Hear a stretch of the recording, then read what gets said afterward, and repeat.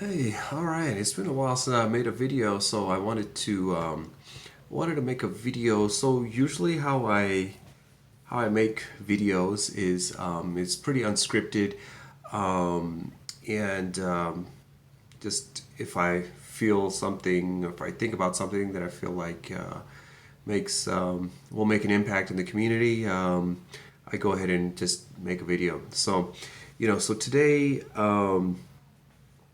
I wanted to make a video about the silencing of the inner chatter, I guess you can say, and I think at some point during your recovery process, you'll notice that there is this voice that goes on and on and on inside. Just all these questions and all these things that before you never really paid any attention to, right? I mean, it was just like it was kind of automatic, like you had a thought, and you just kind of went ahead and you acted on it, right? But with anxiety, there is a situation that comes up where it's like, okay, I'm getting intrusive thoughts. Okay, I'm thinking things that I never thought about before, or if I did, it was just a very quick thought and it just kind of comes and goes. So it's a little unsettling when you start to realize that and believe, you start to realize and believe that, you're not your thoughts. For me, this was very, very difficult. For me, I was very brain focused, just kind of thinking my way out of things. I thought I was a pretty smart guy. I could, use my mind to kind of get around things. But with anxiety, the more I tried to think and problem solve, the worse the sensations became, the worse the symptoms became. And so there was a certain sense of like I need to kind of separate from this. And so that separation was very difficult for me in particular. Very difficult. I tried to hold on to it for a very long time. And ultimately, you start to see that, you know what, those thoughts are coming from somewhere else. These ideas are coming from somewhere else. Like, they're not really me, because everything's kind of fearful and afraid. And it's not until you make that realization that, hey, man, this is not me. Something's going on here, right? So, um, you know, as I am at this stage of, I'm a firm believer now that recovery is not an end goal. It's not something that you just wake up one day and you realize, like, wow, I'm fully recovered. It's an ongoing process. Now, I know some of you are going to hear that and be like, oh my God, what are you talking about? This is going to be with me for the rest of my life. No, it's not.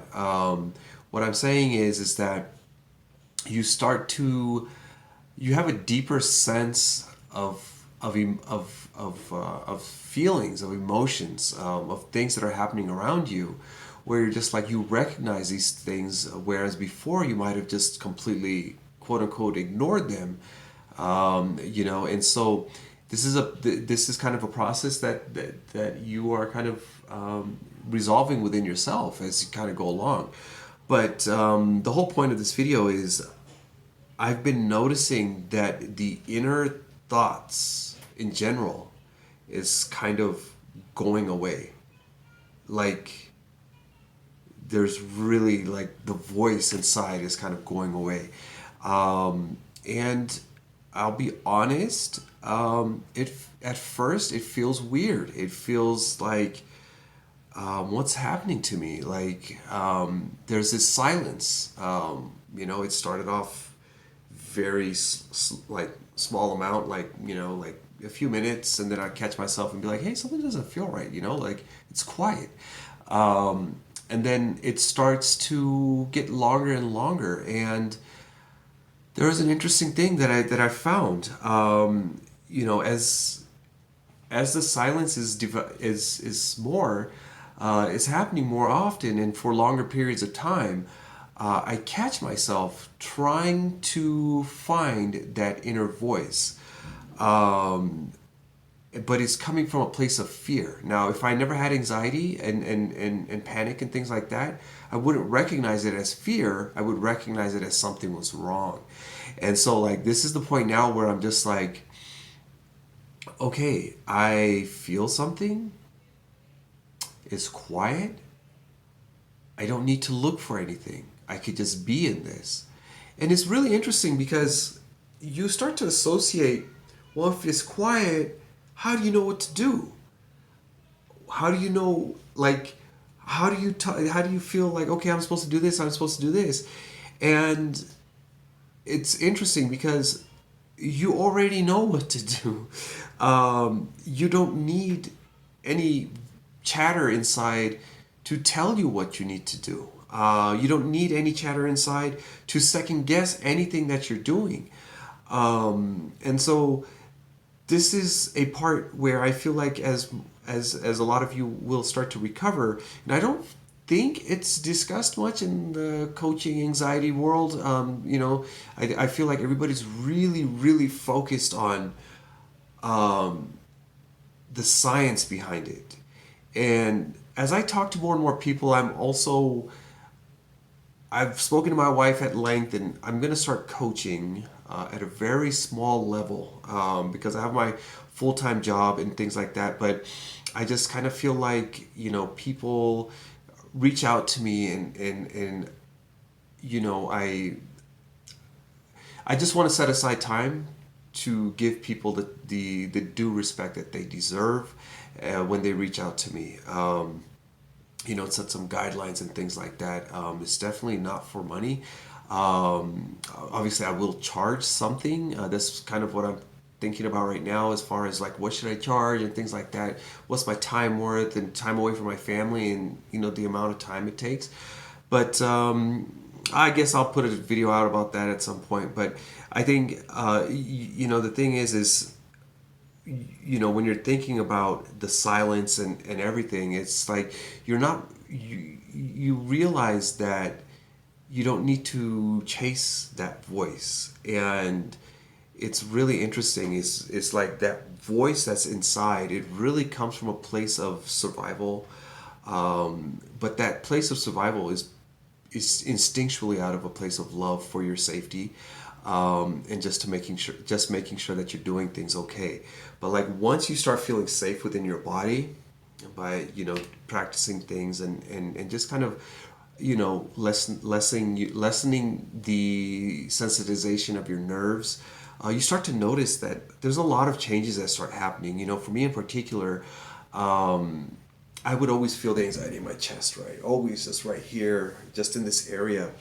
And there was a certain period, towards the, I would even say recently, I don't know, maybe like, months ago, but it started to go from here to here.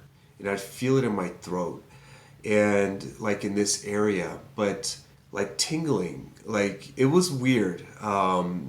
I shouldn't use the word weird. It was just different. Like I've never experienced something like that. And then it transitioned from there. Like I don't feel it here anymore. And then it transitioned. They went from here to my stomach, and I'd feel all these little tinglies in my stomach. And then, it would go down to my lower region. So I've always heard about chakras and things like that, but to me it was always like, okay, there's these color circles in your body. But as I'm experiencing things, as like my body's letting me know that, hey, it's feeling safe enough to kind of feel these different things that I've never felt before in my life. It feels nice actually. There's this trust that I'm starting to feel inside. And this is why I want to make these videos while the thoughts are still raw, while they're still unedited, just me, and just expressing and sharing what I'm experiencing with you guys. I'm in no way where I was. Wow, it's almost been 3 years since I had my panic attack. But point being of why I bring that up is that I'm nowhere near where I was like a year ago, even, right?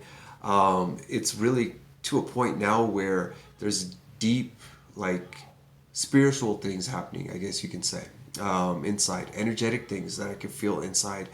Not afraid anymore. I can just get up and go. I'm actually drinking a cup of coffee right now. And it's, I don't know what time is it, almost 5 o'clock in the afternoon here. Because I wanted to drink coffee. Like, it was, I remember there was a point in time where I stopped all coffee. And my nerves were so sensitized that anything that I ate, anything that I drank, any fluctuation in how I felt automatically triggered panic and just complete, closure. Actually, I did that, and there is something else interesting that I've noticed recently is that I walk more upright. Like I've never walked this upright before, and like shoulders completely back, chest completely, and there's a lot of stuff happening. And that's what I'm saying. And like I'm excited to share this stuff with you. I want to refrain from, time frames. I want to refrain from symptoms, and delving deep into symptoms and delving deep into all these things because I have found that the people that I have spoke to, the more information you give an anxious person as to what they're experiencing, the more their mind comes up with reasons, questions, doubts, things. You get more dizzy. You start to get dizzy. You start to feel tense again. Because at this point, your mind is coming up with all this stuff inside. And so the more information you feed it about what you're experiencing, the more thoughts, the more emotions, the more feelings you start to have around this. And so I think ultimately it's just providing and letting you know that number one, you're not alone. Number two, there have been millions of people that have recovered and that have experienced the exact same thing, no matter how, trust me, there was plenty of times I thought I was going crazy. Like I just laid in bed and I'm just like, oh, I'm either gonna die tonight or I'm gonna wake up tomorrow morning and I'm gonna be crazy. Never happened. And so just these type of things. I think the most important thing is just you need to realize that you're not alone. You never were alone in this. Number two is,